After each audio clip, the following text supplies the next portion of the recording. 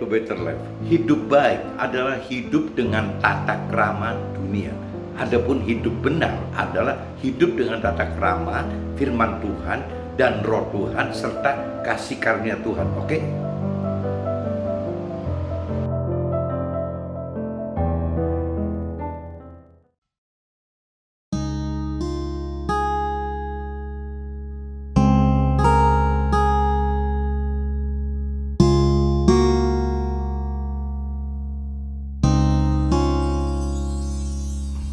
Dalam tangan-Mu ku serahkan hidupku,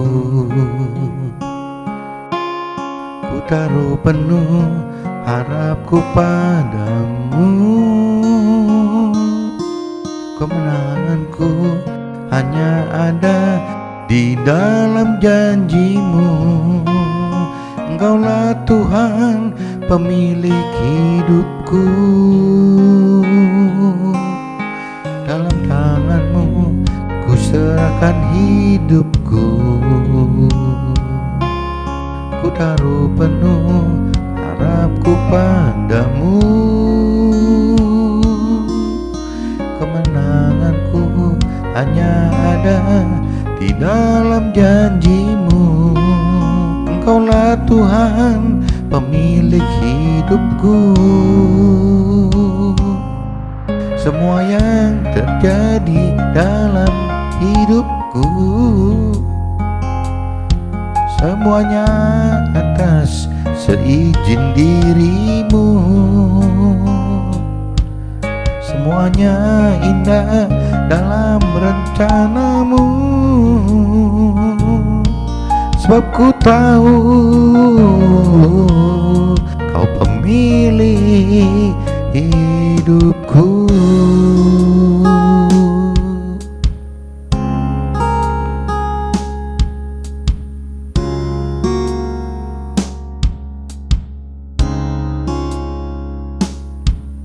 Dalam tangan-Mu ku serahkan hidupku, ku taruh penuh harapku padamu. Kemenanganku hanya ada di dalam janji-Mu. Engkaulah Tuhan pemilik hidupku. Semua yang terjadi dalam hidupku, semuanya atas seizin diri-Mu. Semuanya indah dalam rencana-Mu, sebab ku tahu Kau pemilik hidupku.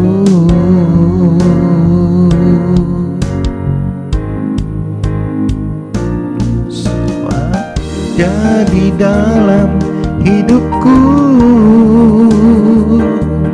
semuanya atas seizin diri-Mu. Semuanya indah dalam rencana-Mu,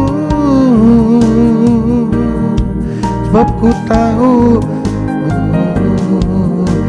Kau pemilik hidupku.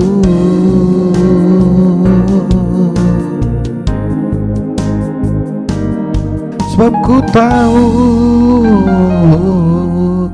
Kau pemilik hidupku.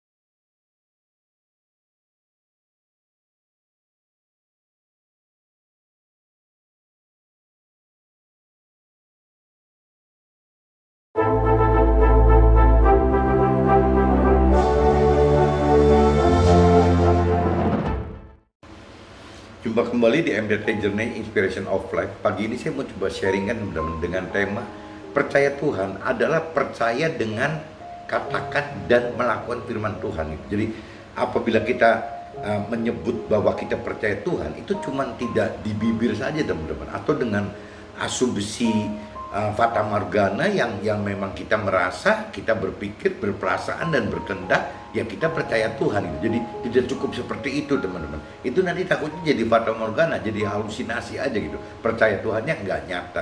Jadi percaya Tuhan yang nyata kalau berdasarkan firman Tuhan adalah kita berani mengatakan apa yang Tuhan telah perintahkan dalam firman-Nya gitu. Jadi terkait dua teman-teman, bagaimana kita harus mengerti firman Tuhan dan bagaimana kita berani mengatakan dan melakukan firman Tuhan gitu. Nah, itu arti percaya Tuhan yang benar secara rohani, secara firman Tuhan, secara Tuhan adalah percaya yang seperti itu teman-teman. Jadi beda sekali dengan percaya yang dalam arti kata keyakinan diri sendiri gitu, hanya percaya karena dasarnya keyakinan sendiri, hanya percaya karena pikiran, perasaan dan kehendak kita sendiri, percaya yang tidak punya dasar teman-teman. Jadi percaya kepada Tuhan sesuai dengan firman Tuhan, sesuai dengan yang Tuhan kehendaki gitu, dan juga percaya yang jelas tertulis teman-teman, bisa dipertanggungjawabkan adalah yaitu garis besarnya percaya dengan berani mengatakan dan melakukan apa yang difirmankan Tuhan, apa yang diperintah Tuhan. Dasar percayanya seperti itu teman-teman. Jadi simpel sekali, ada di kitab Markus teman-teman, pasal 11 yang mengatakan ya percayalah kepada Allah gitu, ya percayalah kepada Tuhan. Nah, ini saya coba bacakan teman-teman yang terkait dengan tema tersebut. Saya mendapat impresi dari kitab Markus teman-teman. Kitab Markus pasal 11 ayatnya 20 sama 26. Coba teman-teman juga simak bareng-bareng teman. Judulnya teman-teman, ini masih kisaran di pohon ara yang sudah kering, nasihat Yesus tentang doa. Dan selalu saya katakan apabila saya sebut Yesus bagi Nasrani, Yesus gitu, Nabi Isa kan, bagi orang Muslim katakan Nabi Isa. Nah, cuman kalau bicara saya di sini karena saya bicara dengan topik universal, Yesus di sini saya artikan dengan firman Tuhan gitu. Jadi bisa lebih luas untuk semua gitu. Bisa kita semua bisa mendapatkan makna dari maksud ini, tidak terarah hanya maksudnya ke Yesus yang ada di Alkitab yang hanya di Nasrani. Saya tidak bicara seperti itu, saya bicara secara universal firman Tuhan gitu. Karena Yesus dikatakan juga firman yang hidup. Jadi apa bedanya gitu dengan firman Tuhan gitu. Kalau kita universalkan perikop ini, pohon ara yang sudah kering, nasihat firman Tuhan tentang doa gitu. Nah, ini yang di perikop judulnya seperti ini teman-teman. Pagi-pagi ketika Yesus dan murid-muridnya lewat, mereka melihat pohon ara tadi sudah kering sampai ke akar-akarnya. Maka teringatlah Petrus akan apa yang telah terjadi. Lalu ia berkata kepada Yesus, "Rabi, lihatlah pohon ara yang kau kutuk itu sudah kering." Jadi rupanya sehari sebelumnya pohon ara ini dikutuk sama Yesus karena tidak berbuah teman-teman. Nah, jangan sampai kita hidup juga seperti itu teman-teman. Ya, hidup sampai kita meninggal, Tuhan tungguin kita berbuah atau nggak berbuah di surga gitu. Kitanya nggak berbuah. Nah, akan konyol ya nasib kita. Apa bedanya dengan pohon ara tersebut gitu. Dan pohon ara ini malah tidak sempat diselamatkan teman-teman. Yang malah dikutuk dan binasa gitu. Jadi akhirnya kering gitu. Yesus menjawab mereka, "Percayalah kepada Allah," gitu. Nah, itu Yesus katakan begitu, percayalah kepada Allah. "Aku berkata kepadamu, sesungguhnya barang siapa berkata kepada gunung ini, beranjaklah dan tercampaklah ke dalam laut, asal tidak bimbang hatinya, tetapi percaya bahwa apa yang dikatakannya itu akan terjadi, maka hal itu akan terjadi baginya," gitu. Jadi Yesus firman Tuhan umpamakan semua itu tergantung dari kita teman-teman. Tergantung dari kita. Kalau kita pertama basically percaya sama Tuhan, berarti kan iman gitu. Iman percaya kepada Tuhan. Nah, cuma dasarnya kan yang tadi dikatakan, kalau iman dasarnya dari rohani, iman dasarnya dari firman Tuhan, itu harus punya dasar teman-teman. Kalau beriman seenaknya kita sendiri, sekarapnya pikiran kita sendiri, sekarapnya perasaan kita sendiri, sekarapnya kehendak kita sendiri, lah akhirnya jadi bukan sesuai firman gitu. Ya, yang firman Tuhan katakan itu apa kita percaya, apa kita punya iman percaya apabila kita beriman bahwa akan apa yang firman Tuhan perintah perkatakan itu pasti terjadi teman-teman. Bahkan di sini diumpamakan gunung aja apabila kita beriman untuk dipindahkan gitu, gunung pun akan berpindah gitu. Itu firman katakan seperti itu. Apalagi hal-hal lain yang kita sedang hadapi, berbagai masalah, ya rasanya tidak sebesar gunung, teman-teman. Imannya tidak perlu sebesar gunung, memindahkan gunung gitu. Jadi hanya dengan iman yang lebih kecil pun gitu, harusnya masalah kita akan hilang, akan berpindah gitu, akan menjadi baik gitu. Karena perumpamaannya gunung, teman-teman. Nah, ini firman Tuhan yang katakan, bukan mustahil gitu kalau firman Tuhan yang katakan seperti itu. Cuman kembali lagi di ayat 22-nya gitu ditekankan, ya percayalah kepada Tuhan gitu. Intinya itu dulu. Kalau kita tidak beriman dasarnya percaya kepada Tuhan, ya ini repot gitu. Nah, tinggal percaya kepada Tuhannya, apakah percaya dengan keyakinan diri sendiri yang tadi kan, yang pikiran, perasaan, kehendak sendiri, atau percaya Tuhannya karena dasarnya memang sudah mengerti akan firman Tuhan gitu. Percaya akan firman Tuhan itu, apa sih firman Tuhan? Percaya akan perintah peraturan Tuhan gitu yang berikan kepada kita gitu. Dan apa ya? Dan memang melakukan gitu, mengatakan dan melakukan. Jadi jangan cuma sembunyi-sembunyi, ragu-ragu, ya kita harus mengatakan gitu. Mengatakan bahwa memang firman Tuhan itu ya dan amin gitu. Itu jelas gitu. Dan melakukannya, teman-teman. Jadi syaratnya percaya Tuhan itu ya tidak semudah orang yang punya keyakinan hanya di mulut saja percaya dan di jiwanya, pikiran, perasaan, kehendak sendiri percaya gitu. Tapi percaya yang benar itu adalah percaya yang memang mengenal, mengerti akan perintah peraturan firman Tuhan, mengenal dan mengerti akan janji-janji Tuhan, mengenal dan mengerti akan rancangan kehidupan yang benar untuk kita dari firman Tuhan, dan memang mengatakan dan berani mengatakan sebelum melakukan. Kita mengatakan, declare dalam hati, declare dalam mulut bahwa memang kita mengatakan bahwa benar firman itu ya dan amin, dan kita melakukannya, teman-teman. Nah, itu yang kita sebut percaya gitu, percaya secara rohani ya seperti itu gitu. Nah, ini dan jika kamu berdiri untuk berdoa, ampunilah dahulu sekiranya ada barang sesuatu dalam hatimu terhadap seseorang, supaya juga Bapamu yang di sorga mengampuni kesalahan-kesalahanmu. Tapi jika kamu tidak mengampuni, maka Bapamu yang di sorga juga tidak akan mengampuni kesalahan-kesalahan itu. Jadi percaya itu, teman-teman, pada ujungnya ya Tuhan ajarkan juga, firman Tuhan katakan juga bahwa ya kita harus mengampuni, teman-teman. Jadi selain kita percaya akan apa janji-janji Tuhan, ya untuk syarat pencairan janji itu salah satunya mengampuni gitu.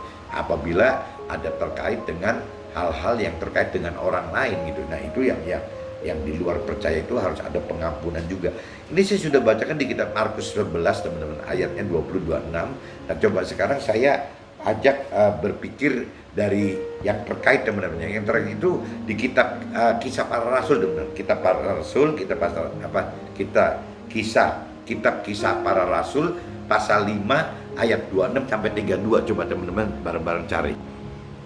Kitab Kisah Para Rasul, teman-teman, pasalnya 5 ayatnya 26 sampai 32. Nah, ini judulnya, teman-teman, kalau di perikop ininya, rasul-rasul di hadapan mahkamah agama, nasihat Gamaliel gitu. Ini judulnya itu, teman-teman. Nah, coba saya bacakan dari ayat 26 sampai 32, teman-teman. Maka pergilah kepala pengawal serta orang-orangnya ke bait Allah, lalu mengambil kedua rasul itu, tetapi tidak dengan kekerasan, karena mereka takut kalau orang banyak melempari mereka. Mereka membawa keduanya dan menghadapkan mereka kepada mahkamah agama. Imam besar mulai menanyai mereka gitu. Katanya, dengan keras hati melarang kamu mengajar dalam nama itu, namun ternyata kamu telah memenuhi Yerusalem dengan ajaranmu, dan kamu hendak menanggungkan darah orang itu kepada kami gitu. Tetapi Petrus dan rasul-rasul itu menjawab, katanya, kita harus lebih taat kepada Allah daripada kepada manusia. Nah, ini teman-teman coba camkan di ayat 29-nya, teman-temannya. Tetapi Petrus dan rasul-rasul itu menjawab, katanya, kita harus lebih taat gitu. Kita harus lebih taat kepada Allah daripada ke manusia gitu. Jadi kita hidup rupanya ada dua pengaruh, teman-teman. Bisa pengaruh karena Tuhan Allah, dalam arti kata basically dengan firman Tuhan gitu. Tapi bisa juga pengaruh karena manusianya, teman-teman. Nah, ini yang kita mesti hati-hati. Jangan kita menuruti manusia tapi malah meninggalkan Allah gitu. Nah, ini kan repot nanti. Allah nenek moyang kita telah membangkitkan Yesus yang kamu gantungkan pada kayu salib dan kamu bunuh. Dialah yang telah ditinggikan oleh Allah sendiri dengan tangan kanannya menjadi pemimpin dan juru selamat supaya Israel dapat bertobat dan menerima pengampunan dosa. Dan kami adalah saksi dari segala sesuatu itu. Kami dan Roh Kudus yang dikaruniakan Allah kepada semua orang yang mentaati Dia gitu. Nah ini jadi kalau saya simak di ayat di kitab Kisah Para Rasul pasal 5 ayatnya 26 sampai ke 32 teman-teman. Saya simak dua poin yang penting teman-teman ya. Ini yang satu di ayat 29 teman-teman. Ini teman-teman mesti camkan gitu. Tetapi Petrus dan rasul-rasul itu menjawabnya, katanya, kita harus lebih taat kepada Allah daripada kepada manusia. Nah berarti kalau firman Tuhan katakan begini, berarti ada pengaruh-pengaruh di luar Tuhan yang akan pengaruhi kehidupan kita teman-teman. Yang akan pengaruhi tentang arti kebenaran yang sejati, yang kekal gitu bagi hidup kita. Keselamatan yang kekal di akhirat itu akan ada beda pendapat teman. Bisa dari Tuhan melalui firman Tuhannya, bisa juga manusia yang membuat teman-teman. Nah ini jangan sampai kita terkecoh oleh manusia. Firman ini mengingatkan kita harus lebih taat kepada Allah daripada ke manusia. Itu yang ayat 29, itu yang vital buat saya. Nah yang kedua teman-teman, di ayat 32 teman-teman, di ayat 32, dan kami adalah saksi dari segala sesuatu itu, kami dan Roh Kudus yang dikenal Allah kepada semua orang yang mentaati Dia. Nah ini dicantumkan di sini ada Roh Kudus teman-teman. Jadi intinya Roh Kudus itu Tuhan berikan kepada semua manusia gitu. Tidak terbatas agamanya apa, semua manusia menerima Roh Kudus gitu. Roh Tuhan. Kalau mungkin di teman-teman Muslim sering saya sharingkan katanya namanya Nur gitu. Nah ini semua manusia itu menerima teman-teman. Yang jahat, yang baik, yang bagaimanapun juga menerima Roh Tuhan, Roh Kudus atau Nur tersebut. Cuman masalahnya Roh Tuhan ini akan hidup bagi orang yang mentaati Tuhan gitu, mentaati firman Tuhan, berani memperkatakan dan melakukan apa yang Tuhan perintahkan dalam firman-Nya. Intinya gitu teman, harus mentaati gitu. Kalau tidak mentaati ya fungsi Roh Tuhan di sini yang dikuatkan jadi mandul gitu. Bukan mandul karena Roh Tuhannya yang salah, mandul karena kita tidak taat akan perintah peraturan yang firman Tuhan perintah dan peraturan untuk kita katakan dan lakukan itu gitu. Nah ini saya coba sudah kutip dua kitab dulu teman-teman, kitab Markus 11 ayat 20 sampai 26 dan kitab Kisah Para Rasul 5 ayat 26 sampai 32. Nah ini saya coba masuk teman-teman ke dalam apa yang saya alami dalam hidup saya gitu. Saya coba sharekan ke teman-teman supaya siapa tahu sama gitu, teman-teman juga alamin ini. Makna percaya kepada Tuhan, makna percaya kepada Tuhan banyak disalah arti oleh orang yang kurang atau belum kenal dan belum mengerti akan firman Tuhan gitu. Banyak arti percaya Tuhan dengan jiwa atau hanya pikiran, perasaan dan kehendak kita sendiri gitu, yang berorientasi teman-teman pada standar kebaikan kehidupan duniawi saja gitu. Jadi arti percaya Tuhan itu banyak orang awam gitu yang seperti itu teman-teman. Bahkan kalau orang dunia kadang-kadang tidak terlalu peduli gitu, percaya atau tidak percaya Tuhan, yang penting hasilnya maksimal waktu mengerjakan hal-hal duniawi gitu.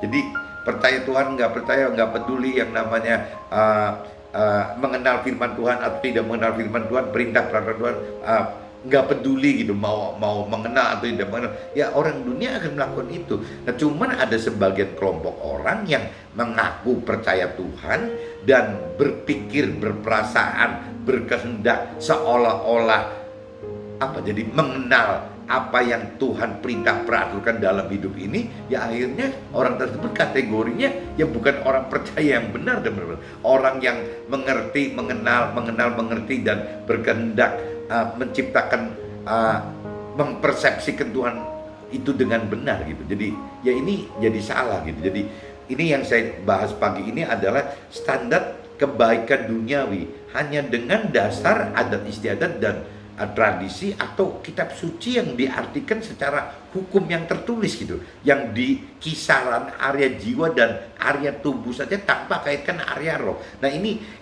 saya coba pertajam teman-teman bahwa bukan cuma adat istiadat atau tradisi gitu ya, yang menurut saya itu kebaikan gitu, bukan kebenaran, kebaikan, tapi bukan kejahatan gitu, itu kebaikan gitu. Jadi bagaimana tata krama membuat orang hidup dengan baik gitu.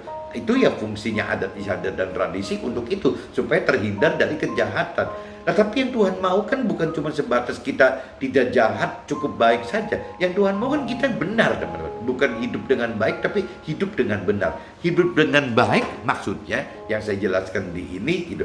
Orientasinya itu ya dari dunia, teman-teman. Bagaimana mencapai hidup dengan kebaikan yang dunia inginkan itu, bukan kejahatan tapi kebaikan. Tapi kalau orientasi Tuhan kan bukan itu, teman-teman. Bagaimana kita hidup tidak cuma cukup dengan baik, tapi harus benar gitu.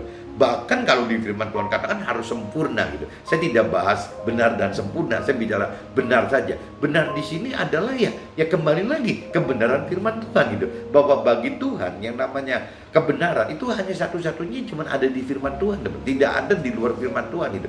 Yang namanya kebenaran itu adalah ya firman Tuhan gitu. Jadi kembali lagi kalau kita tidak mengerti akal firman Tuhan ya kita sebut apa bedanya gitu kita dengan orang dunia yang tidak peduli percaya Tuhan atau tidak peduli akan mengerti firman Tuhan atau tidak. Tapi kalau bagi kelompok yang tadi saya katakan yang percaya kepada Tuhan hanya di mulut saja, hanya mengenal Tuhan dari karepnya sendiri gitu. Nah, itu yang bahaya, teman-teman. Yaitu berarti orang-orang yang punya keyakinan diri gitu, ya itu yang bisa salah akhirnya gitu. Nah, ini saya kembalikan lagi bahwa standar kebaikan duniawi memang hanya dengan dasar adat istiadat dan tradisi atau bahkan kitab suci pun, teman-teman. Anggaplah saya pegang kitab suci gitu, saya pegang misalnya saya Nasrani pegang Alkitab gitu. Kalau saya bicara saya pegang Alkitab hanya bicara dari hukum gitu, benar-benar pakai firman itu saya baca dengan dasar hukum duniawi, ya akhirnya jadi firmannya jadi kaku, teman-teman, tidak hidup gitu. Firmannya jadi mati. Ya jadi benar-benar nggak ada beda dengan perjanjian waktu kita bikin perjanjian hukum di dunia ini dengan melalui notaris atau kemana-mana gitu ya. Ya perjanjian dagang ya akan selalu begitu gitu. Jadi benar-benar yang sifatnya hukum. Sedangkan yang namanya firman Tuhan itu kan hidup, teman-teman. Jadi nggak bisa mati gitu. Jadi firman Tuhan adalah perjanjian antara kita dengan Tuhan gitu. Ya, bukan perjanjian kita dengan manusia gitu, kita perjanjian dengan Tuhan, di mana Tuhan ini hidup. Nah, berarti firman ini bisa berubah-ubah setiap saat.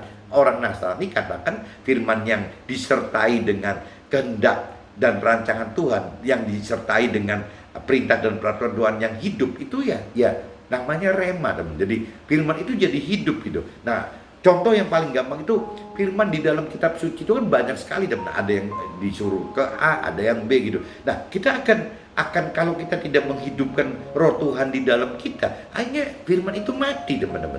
Ya, dibaca kita A atau B gitu, mati. Tapi kalau firman itu dihidupkan dengan roh Tuhan, dihidupkan gitu, nanti Tuhan yang akan dorong kita, Tuhan akan katakan pada kita, lepas itu nanti bicaranya audible atau cuma dorongan hati aja gitu. Ya Tuhan akan menyatakan bahwa kita pilih A atau B gitu. Nah, itu yang namanya rema itu seperti itu, teman-teman. Ini firman A dan B ini yang firman B. Firman B itu untuk si X atau si Y gitu. Nah, ini juga bisa seperti itu, teman-teman. Jadi semua harus menghidupkan roh Tuhan di dalam kita sehingga firman Tuhan itu hidup, teman-teman. Nah, kuncinya maksud saya begitu loh. Jadi kitab suci pun benar, kitab sucinya benar gitu. Tapi kalau dimengerti, dikenal dan dimengerti dengan cara yang salah, akhirnya kitab suci itu menjadi monoton, menjadi mati gitu. Yang tadi saya katakan kalau firman itu untuk kita gitu, rema untuk kita, A dan B, nanti Tuhan bisa tunjukkan A atau B gitu. Itu yang didorong dari Tuhan atau audible dari Tuhan itu. Sebaliknya sama aja kalau kita berikan firman ini untuk nubuatan kepada teman-teman kita atau impresi kepada teman kita X atau Y, ya, firman juga kan karena ini untuk Y gitu loh. Bisa seperti itu, teman-teman. Nah, ini coba teman-teman buktikan memang firman Tuhan itu hidup seperti itu, asal yang tadi dikatakan ya roh Tuhan, Roh Kudus dihidupkan. Nah, caranya roh Tuhan, Roh Kudus dihidupkan, firman tadi yang di ayat 29 katakan ya harus kita mentaati Tuhan gitu, yang mentaati memperkatakan firman dan melakukan firman Tuhan gitu, yaitu disebutnya mentaati, yaitu Tadi kan di ayat 32 kan kitab Kisah Para Rasul pasal 5 ayat 32, dan kami adalah saksi segala sesuatu itu, kami dan Roh Kudus yang dikaruniakan Allah kepada semua orang yang mentaati Dia. Itu bagaimana caranya menghidupkan Roh Tuhan, Roh Kudus atau nur yang ada di dalam kita, ya dengan cara mentaati apa yang Tuhan perintah peraturan dalam firman-Nya, dengan cara memperkatakan dan melakukan firman Tuhan gitu. Mentaati artinya gitu teman-teman. Nah ini saya sudah jelaskan bahwa tidak cuma adat istiadat dan tradisi, kitab suci pun bisa menjadi hanya alat kebaikan, bukan kebenaran loh. Sedangkan firman Tuhan dan Tuhan ciptakan kitab suci itu untuk kebenaran, bukan kebaikan gitu.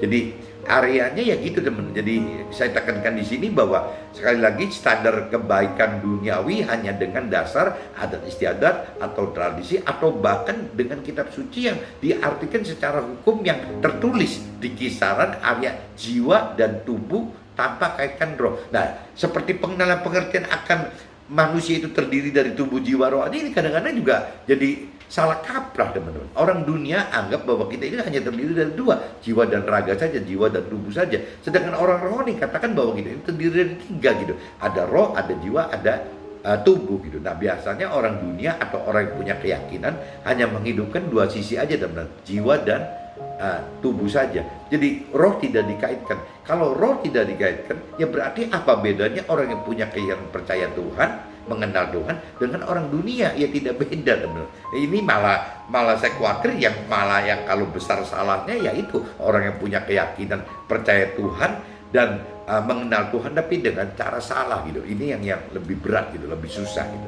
Standar kebaikan duniawi berbeda dengan standar kebenaran rohani yang Tuhan rancang dan kehendaki, seperti yang tertulis dalam kitab suci yang berupa perintah dan peraturan, berupa ya firman Tuhan tadi gitu. Jadi sangat berbeda teman. Kalau kebaikan itu dasarnya adat istiadat begitu gitu, tapi kalau bicara kebenaran firman Tuhan, kebenaran rohani ya jelas dasarnya mesti bagaimana mengenal, mengerti akan firman Tuhan, bahkan harus menghidupkan roh Tuhan di dalam kita gitu.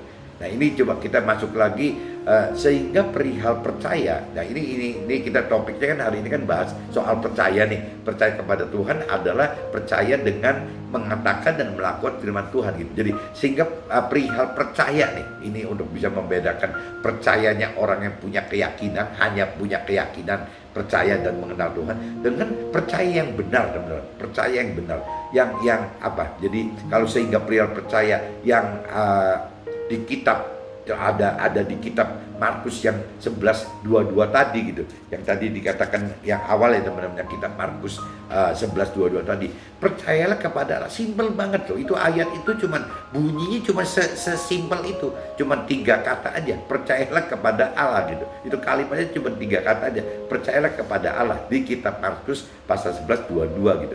Akan dimaknai dari standar kebaikan duniawi versus standar kebenaran rohani yang dari Tuhan gitu. Nah ini percaya ini yang tadi dikatakan antara percaya orang yang berkeyakinan gitu dengan percaya orang yang memang benar gitu, dengan yang cara benar gitu. Ini kan beda sekali teman-teman.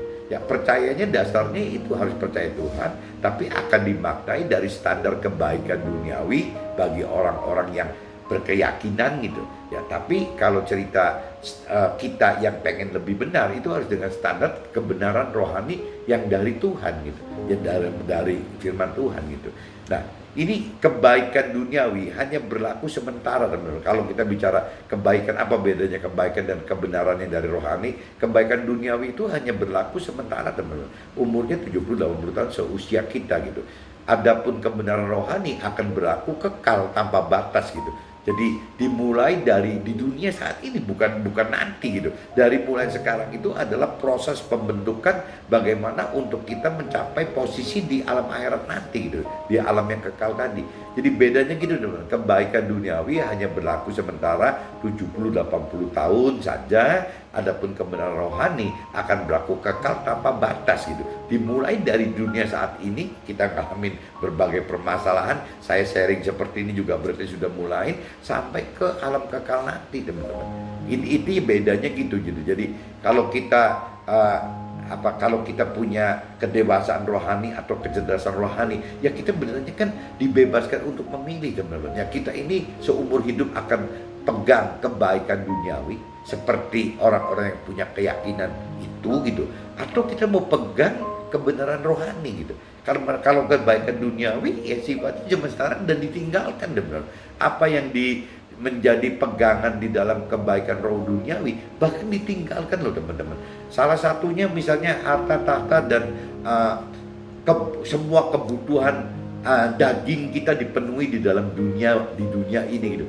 Bagi orang dunia itu, bagi orang dunia atau orang punya keyakinan bahwa itu adalah keamanan hidupnya mereka, itu adalah keselamatan hidup mereka. Tapi kan batasnya cuma di dunia, teman-teman. Waktu mereka meninggal, ya kalau kita percaya Tuhan, kita percaya bahwa ada kehidupan yang kekal di akhirat nanti. Begitu meninggal, kita masuk berpindah ke dalam alam yang kekal. Nah, waktu alam yang kekal, andalan kita di dunia nih yang berupa harta tahta dan pemenuhan nafsu daging kita, itu kan semua nggak ada yang dibawa, teman-teman. Jadi lahir telanjang, mati telanjang juga gitu. Terus apa yang dibawa gitu? Nggak ada. Ya berarti kita akan start dengan nol gitu. Hal-hal yang duniawi. Nah, beda dengan bekal akhirat. Kalau bekal akhirat kan waktu kita berkata dan melakukan firman Tuhan, kita kan mendapatkan harta gitu, harta rohani, harta untuk bekal di akhirat. Nah, ini yang tidak bisa ditinggal di dunia, teman. Ini yang akan terbawa. Lepas itu perbuatan kebenaran atau salah gitu, ini akan terbawa ke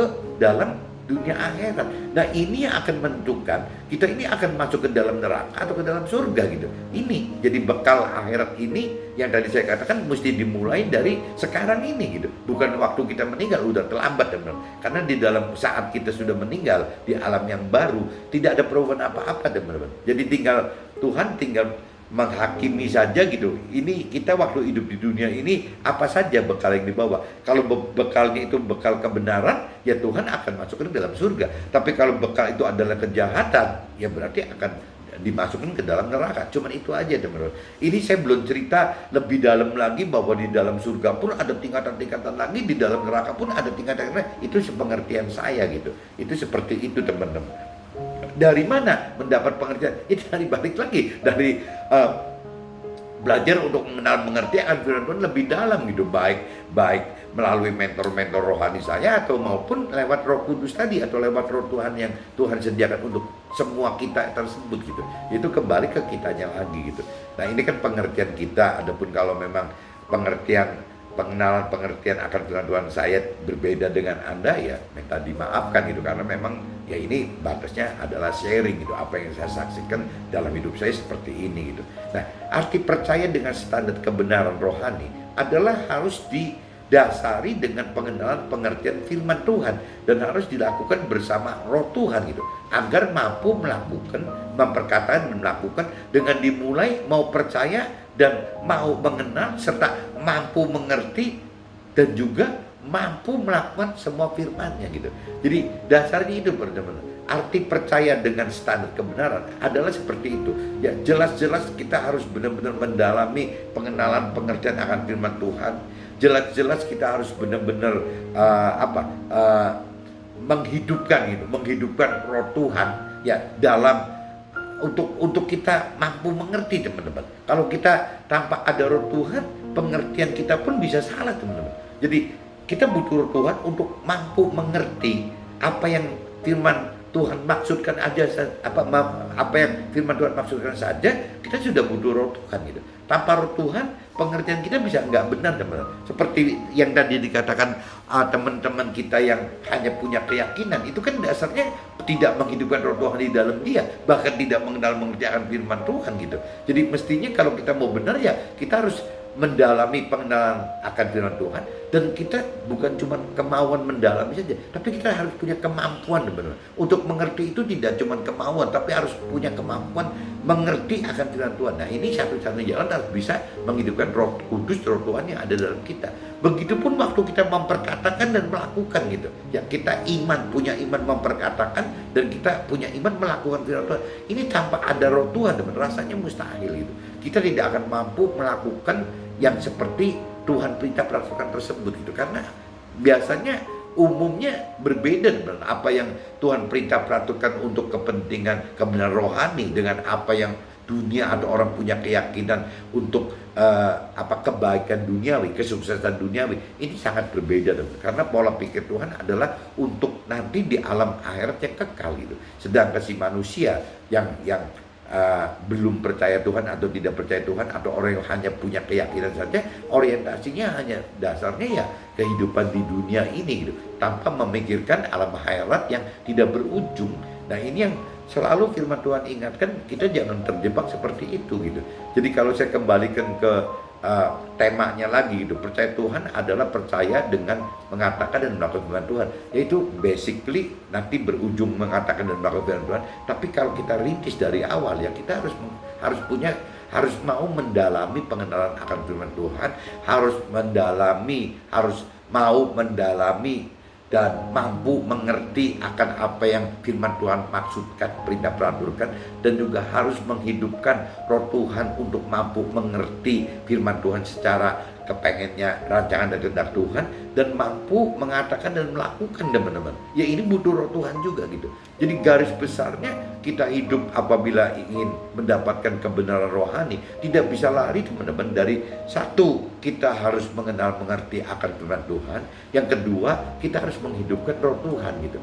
Dua itu, teman-teman. Kalau kita tidak bisa mengaitkan kebenaran rohani itu dengan dua hal tersebut, rasanya tidak ada jalan gitu untuk bisa mencapai kebenaran rohani yang Tuhan rancang dan kehendaki bagi kita gitu. Dan kita juga susah, teman-teman, untuk menuai janji-janji Tuhan. Karena apa? Karena kita tidak hidup sesuai dengan perintah peraturan Tuhan gitu.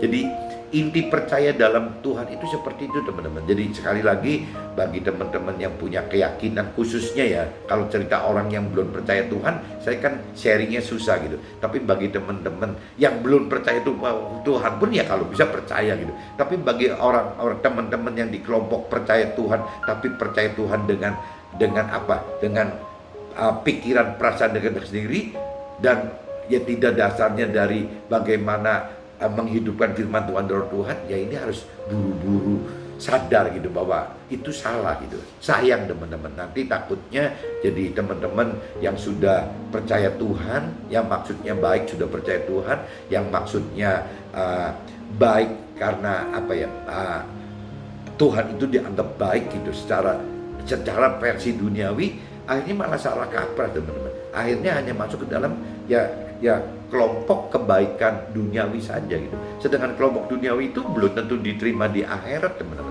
Yang Tuhan cari itu adalah orang yang masuk ke dalam kelompok kebenaran rohani gitu. Kebenaran rohani adalah memperkatakan dan melakukan firman Tuhan ya dengan dasar ya kedalaman pengenalan pengertian akan firman Tuhan, mampu mengerti dan mampu menghidupkan roh Tuhan untuk bisa mengerti firman Tuhan dan melakukan firman Tuhan. Intinya pagi ini saya sharing seperti ini, teman-teman. Nah, apabila kembali lagi berguna, tolong teman-teman sharekan juga ke teman yang lain. Nah, apabila masih ada kesangsian, tidak ada salahnya juga teman-teman coba sharing ya, bahas kembali dengan mentor-mentor rohani Anda gitu, atau dengan teman rohani Anda. Nah, kalau sampai saya yang salah, ya sudah, cuman untuk dengar-dengaran saja bahwa saya pernah mengalami hidup seperti ini. Oke, teman-teman, see you, bye-bye.